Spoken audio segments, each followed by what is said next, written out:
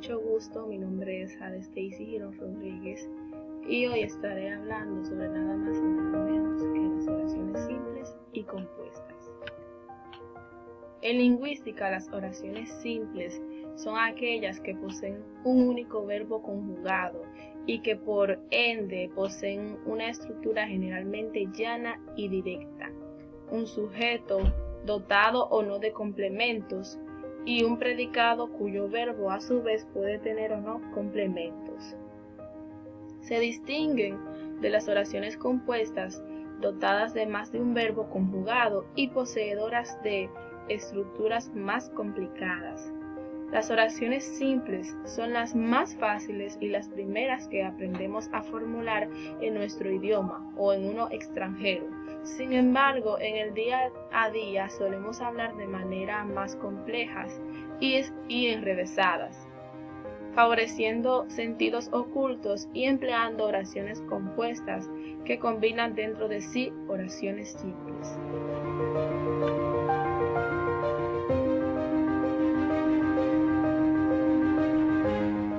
Las oraciones compuestas son aquellas que poseen más de un sintagma verbal en su análisis sintáctico. Esto es, aquellas que poseen más de un verbo conjugado en su estructura. A diferencia de las oraciones simples de estructura lineal y sentido directo, las oraciones compuestas permiten abordar conjuntos más complejos de ideas y expresarlos en una misma proposición. Esto es posible mediante la integración de dos o más oraciones simples, es decir, de dos o más predicados. Las oraciones compuestas son comunes en el español y en muchos otros idiomas. Estas constituyen la forma más común de habla cotidiana, ya que reflejan la complejidad de nuestro entramado de pensamiento de una manera más o menos rápida. Para ello, este tipo de oraciones requieren a menudo de nexos, pronombres y otras piezas gramaticales que habilitan la introducción de una nueva oración simple dentro de otra o al lado de otra.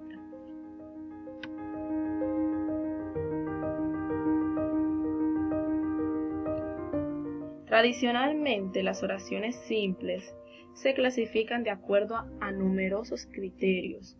Uno de los principales es la existencia o no de un sujeto oracional, de tal modo que podemos distinguirla entre las oraciones personales, que son aquellas en las que un sujeto lógico es reconocible, ya sea que esté explicitado o no. Estas oraciones, a su vez, se clasifican de acuerdo al tipo de sujeto en que poseen, las cuales son oraciones de sujeto explícito, aquellas en las que el sujeto está claramente identificado y es reconocible a simple vista. Por ejemplo, mi madre teje escarpines con lana china, sujeto, mi madre. Las oraciones de sujeto elíptico, aquellas en las que el sujeto está elidido, o sea, no es explícito o no se ha pronunciado, pero se puede inferir de su contexto. Por ejemplo, tengo un libro de medicina en casa. El sujeto es yo. Oraciones de sujeto interminado. Estas son aquellas en las que hay un sujeto oracional, pero su identidad no puede ser revelada o no se desea hacerlo. Y en su lugar se emplea una fórmula imprecisa y equivale a oraciones impersonales, ya que el verbo está debidamente conjugado. Por ejemplo, en la escuela me robaron mi cuaderno. El sujeto, un ellos indeterminado. Las oraciones impersonales, aquellas en las que no existe la posibilidad de identificar un sujeto lógico, ya que la oración no lo requiere. Estas suelen clasificarse en oraciones naturales, aquellas que se refieren a fenómenos de la naturaleza, que no son ejecutados por ningún sujeto ni atribuibles a nadie, sino que ocurren de manera espontánea. Por ejemplo, anoche llovió torrencialmente. También las oraciones gramaticalizadas. Estas se conocen así a las oraciones cuyos verbos hacer, haber o ser. Estas operan de manera impersonal. Por ejemplo, hay comida de sobra en la despensa, o hace mucho que nadie viene por aquí. También las oraciones impersonales reflejas, aquellas en las que se emplea un pronombre para impedir la aparición del sujeto, generalmente usando la tercera persona del singular para conjugar el verbo. Por ejemplo, aquí se vive tranquilamente, o ya no se puede salir de la casa. Por otro lado, es posible clasificar también las oraciones simples atendiendo a su modalidad, o sea, a la actitud manifiesta del hablante, marcado por el modo del verbo. Así tenemos las oraciones enunciativas o realis, aquellas en que se aborda objetivamente un acontecimiento, es decir, se describe algo de la realidad concreta o imaginaria. Por ejemplo, el auto tiene el radiador averiado. También las oraciones no enunciativas, aquellas que expresan un contenido subjetivo de acuerdo a las siguientes posibilidades. Interpretativas, estas acuden al receptor con la intención de modificar o influir sobre su conducta. Por ejemplo, ya levántate del suelo.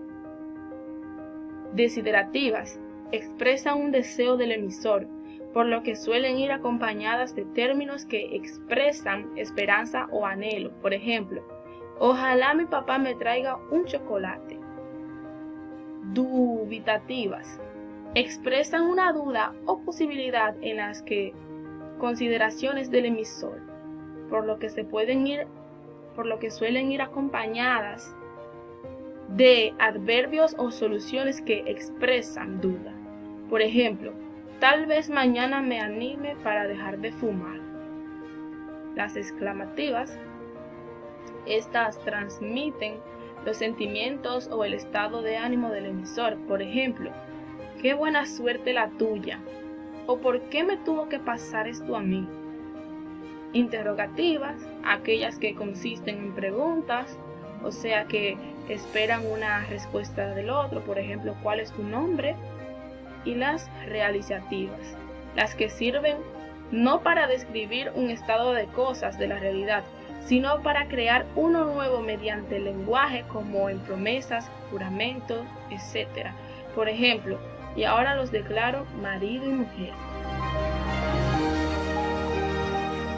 Las oraciones compuestas se clasifican de acuerdo al procedimiento empleado para construirlas. Por ejemplo, las siguientes, que son las oraciones coordinadas o formadas por coordinación. Estas consisten en la unión de dos oraciones simples de distinto contenido, semántico e igual valía funcional.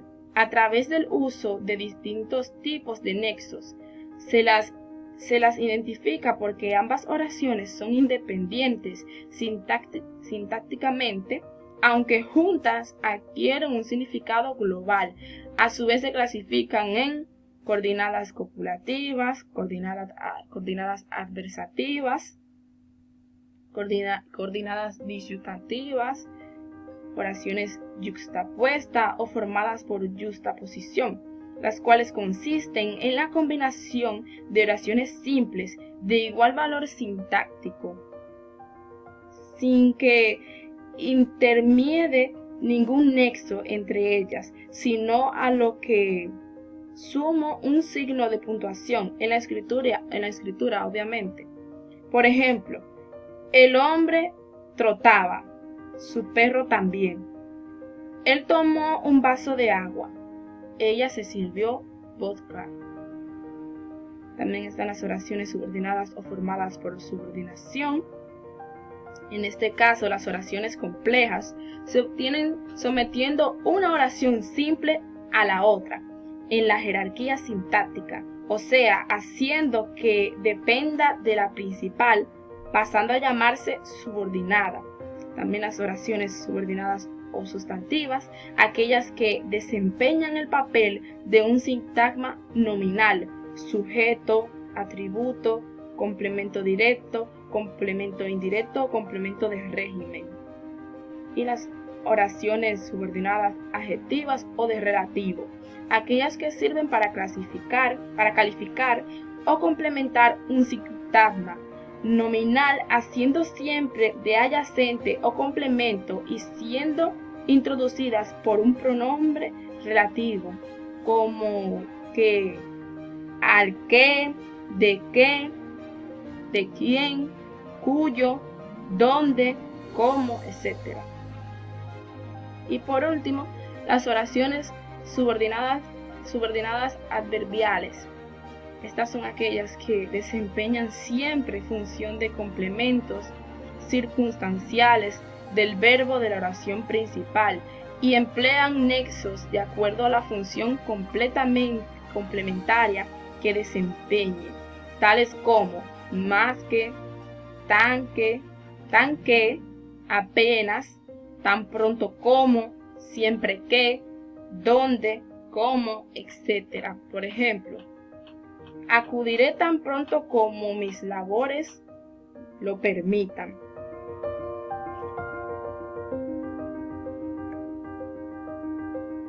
Aquí podemos ver 3 ejemplos de oraciones simples, los cuales son: Pedro vendrá mañana por la mañana, los canguros predominan en Australia, no hay quien pueda contra la depresión.